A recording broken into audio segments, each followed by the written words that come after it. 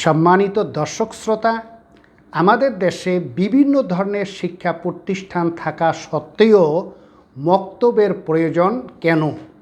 আসুন আমরা বিষয়টি জানার চেষ্টা করি। আমাদের সমাজে যে সমস্ত শিক্ষা প্রতিষ্ঠান রয়েছে, যেমন primary school, mission school, kindergarten school, English medium school, নিম্ন মাধ্যমিক স্কুল ও মাধ্যমিক স্কুল ইত্যাদি, এ সকল শিক্ষা প্রতিষ্ঠানে বিভিন্ন ধরনের শিক্ষা অর্জন করার সুযোগ থাকলেও ইসলামের মূল শিক্ষা কোরআন মজিদ তেলাওয়াত করার কোনো সুযোগ নেই।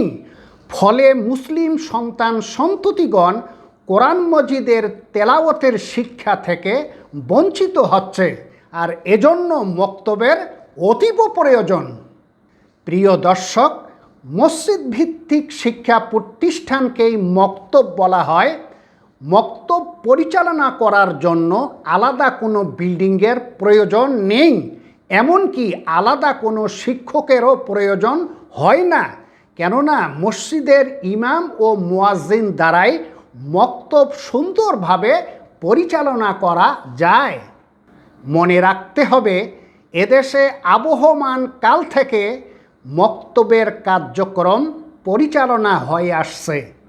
এ কারণেই মুসলিম সন্তান সন্ততিগণ এই মক্তবের মাধ্যমেই বিশুদ্ধ কোরআন তেলাওয়াত, নামাজের প্রশিক্ষণ এবং ইসলামের মৌলিক বিষয়সমূহর শিক্ষা অর্জন করার সুযোগ পেয়েছে। ফলে তারা আদর্শ নাগরিক তৈরি হয়েছে, এমনকি তারা ব্যক্তিগত জীবনে ইসলামের অনুশাসন মেনেই চলছে। আর এ কারণেই তাদের মধ্যে নেই ধর্ষণ, ইফটিজিং, মাদকাসক্ত, চাঁদাবাজি, সন্ত্রাসী এবং হত্যাকাণ্ড ইত্যাদি। অতীব দুঃখের বিষয়, এনজিওদের সুদূর প্রসারী চক্রান্তের কারণে এই মক্তবের কার্যক্রম বাধাগ্রস্ত হয়েছিল। কিন্তু কোরআন প্রেমিক মুসল্লিগণের আন্তরিকতায় সেই সকল মসজিদে পুনরায় মক্তবের কার্যক্রম চালু হয়েছে।